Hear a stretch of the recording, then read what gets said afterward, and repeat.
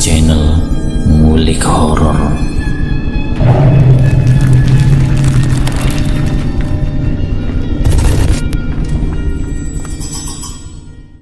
Assalamualaikum warahmatullahi wabarakatuh. Kembali lagi di channel Ngulik Horor.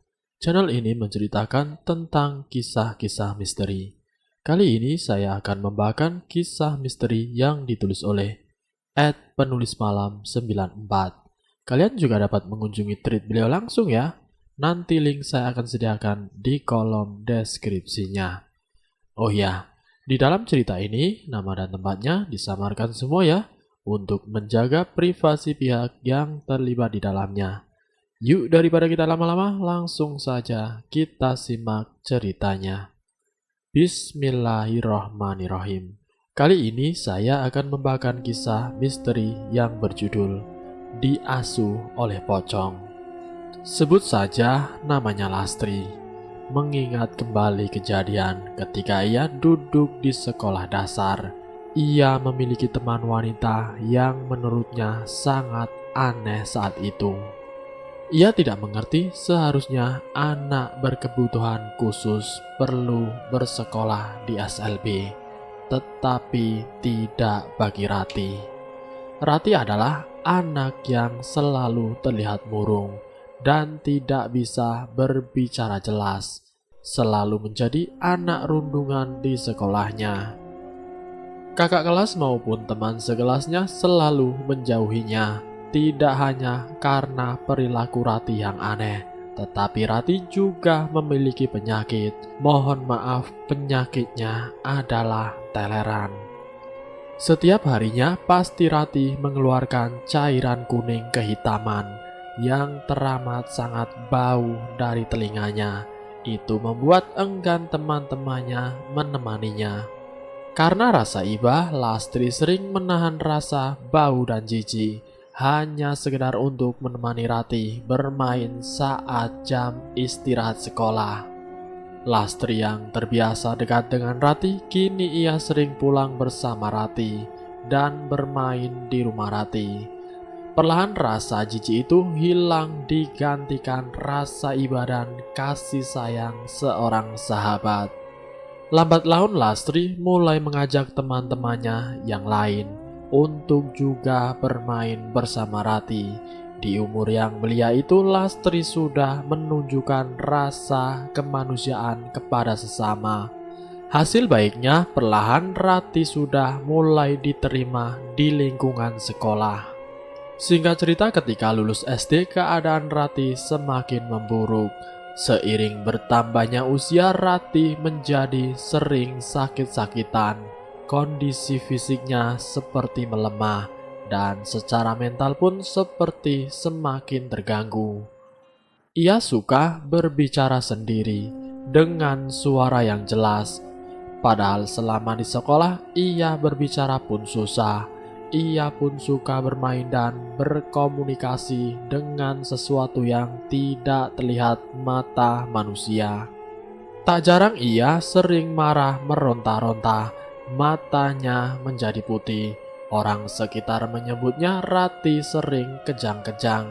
Walaupun memiliki keterbelakangan seperti itu, kedua orang tuanya sangat mengasihi Rati. Lastri yang sedari dulu menjadi sahabat Rati satu-satunya sering menjenguk Rati ketika ia sedang sakit.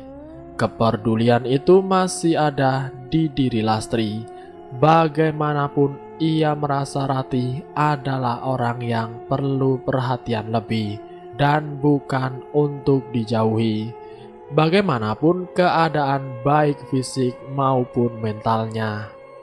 Lastri sempat mendengar kabar burung dari para tetangganya jika Rati adalah anak yang diasuh oleh pocong.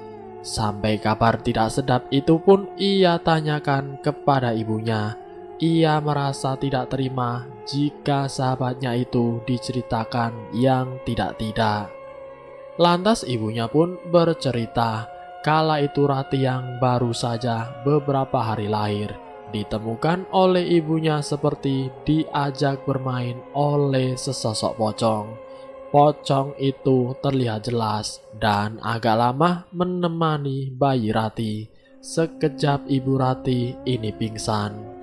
Sang suami yang bekerja sebagai supir truk lintas provinsi jarang sekali pulang, sehingga saat-saat genting seperti itu, ibu Rati hanya berusaha sekuat tenaga melindungi Rati dari gangguan pocong itu.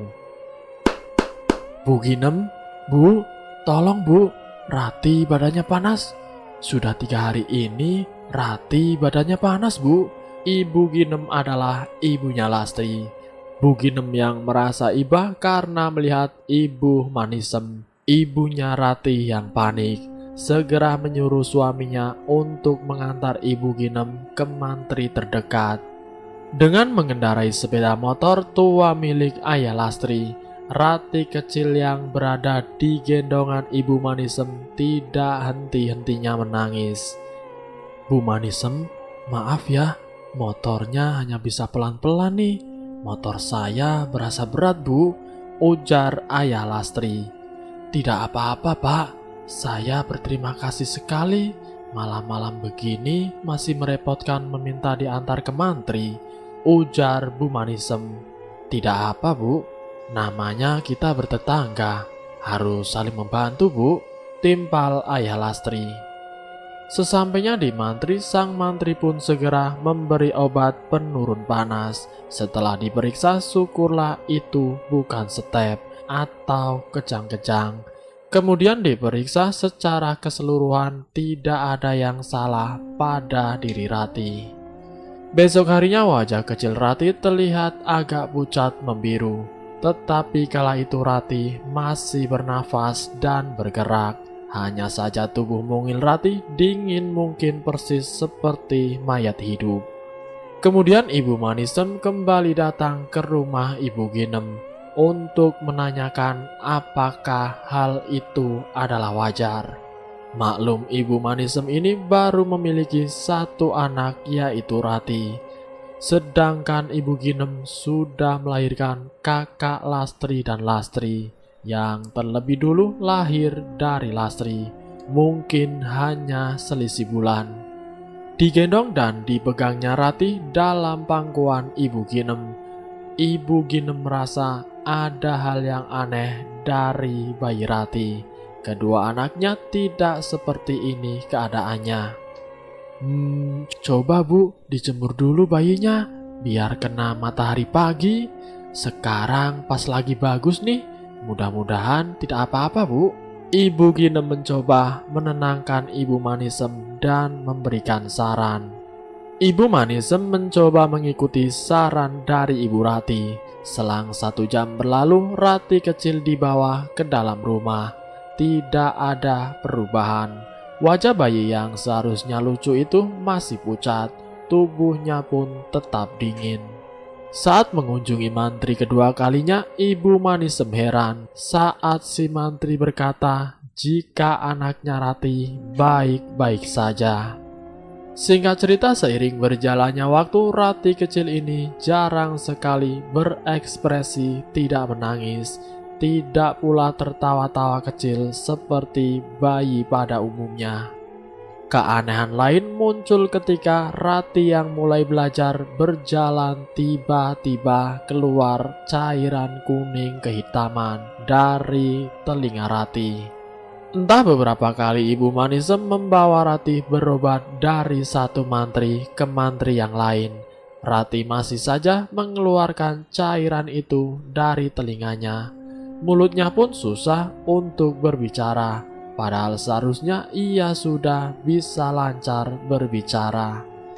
Teror pocong pun sering muncul di rumah Rati. Tidak terhitung pula Ibu Manisem menjumpai sosok pocong yang sedang menemani Rati kecil.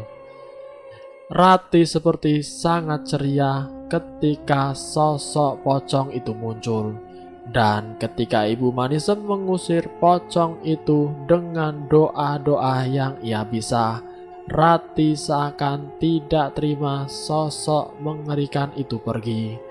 Rati menjadi menangis keras sejadi-jadinya bagaikan anak yang dipisahkan dari pelukan sang ibu. Ibu Manisem sangat tertekan dengan keadaan Rati. Pekerjaan suami yang mengharuskan ia sering keluar kota membuat Ibu Manisem merasa kewalahan mengurus Rati kecil. Ibu Ginem adalah tetangga satu-satunya tempat berkeluh kesah Ibu Manisem. Awalnya Ibu Ginem seperti tidak percaya apa yang dikatakan Ibu Manisem tentang sosok pocong itu. Kemudian hingga suatu ketika ia melihat sendiri Rati seperti bermain-main dengan sosok pocong di halaman rumahnya. Sungguh kejadian itu di luar dari nalar manusia. Bagaimana bisa Rati mempunyai pengasuh sesosok pocong yang mengerikan? Tapi itulah yang terjadi. Karena sejatinya kita hidup di alam yang berdampingan dengan makhluk tidak kasat mata. Cerita Ibu Lastri pun membuat Lastri seperti tercekat. Ia seakan tidak percaya. Ibu Ginem sengaja merahasiakan cerita Rati agar anaknya tetap menemani berteman dengan Rati. Ibu Ginem paham bagaimana perasaan seorang ibu saat anaknya dirundung dan dikuncilkan teman sebayanya. Cerita pengakuan dari Ibu Lastri tidak lantas membuat Lastri menjauhi Rati. Lastri tetap menemani Rati bermain seperti biasanya. Singkat cerita, hingga suatu ketika waktu sudah menjelang sore hari, Rati tidak mau diajak pulang oleh Lastri. Lastri yang sore itu harus mengikuti sekolah ngaji rutin di kampung pamit pulang duluan kepada Rati. "Rati, nanti kamu pulang sendiri ya. Kalau kamu sekarang tidak mau pulang bareng aku." Lastri berlalu meninggalkan Rati yang sedang duduk di atas ayunan SD-nya dulu. Waktu berlalu pukul jam 9 malam. Saat itu Lastri sedang tidur, dibangunkan dengan ketukan pintu rumahnya. Dek Lastri, Dek Lastri." Suara itu seperti suara Ibu Manisem, gumam Rati dalam hati. Kerak, pintu pun dibuka. "Iya, Bu Manisem, ada apa ya, Bu?" tanya Lastri. Kok Rati belum pulang ya?" tanya Bu Manisem khawatir.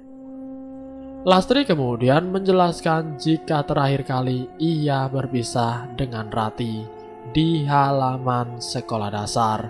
Rati saat itu masih asik bermain ayunan. "Lastri sudah mengajak Rati pulang, Bu, tetapi Rati tidak mau," ungkap Lastri. Karena panik, Ibu Manisem pamit untuk menjemput Rati di sekolah SD. Lastri karena merasa bertanggung jawab karena mengajak Rati bermain, akhirnya mengikuti Ibu Manisem. Saat sampai di bangunan sekolah dasar itu, alangkah terkejutnya mereka berdua. Rati masih terduduk diam menatap ke bawah.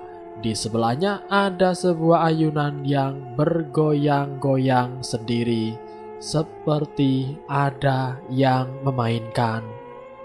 Keret, keret, keret. Suara besi ayunan itu berdesir. Lastri yang tidak kuasa melihat pemandangan menyeramkan itu langsung tergeletak tidak sadarkan diri. Sontak kejadian itu semakin menjadi buah bibir warga.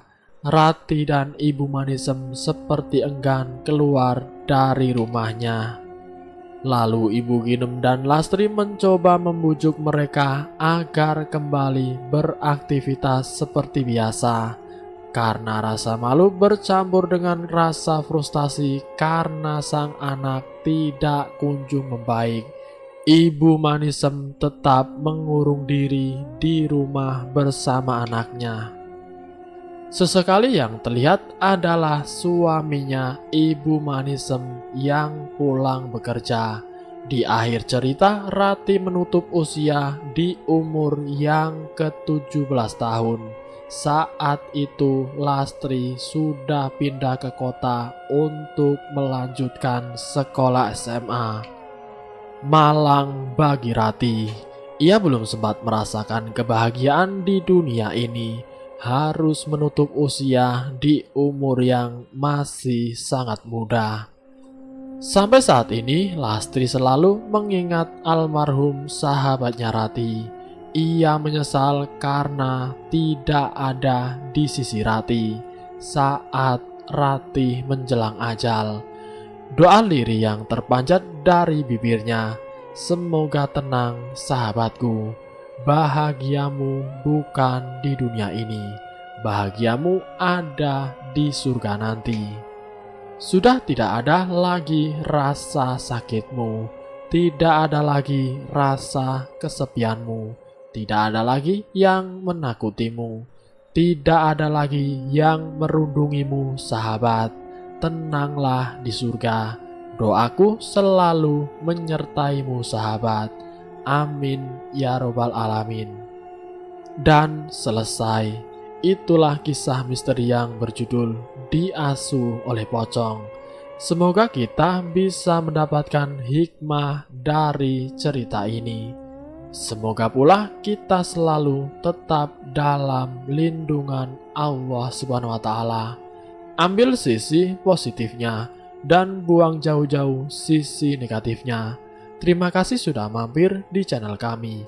Jika kalian tertarik dengan video kami, silahkan tekan tombol like, share dan komen. Tekan subscribe untuk mengikuti video kami selanjutnya. Wassalamualaikum warahmatullahi wabarakatuh.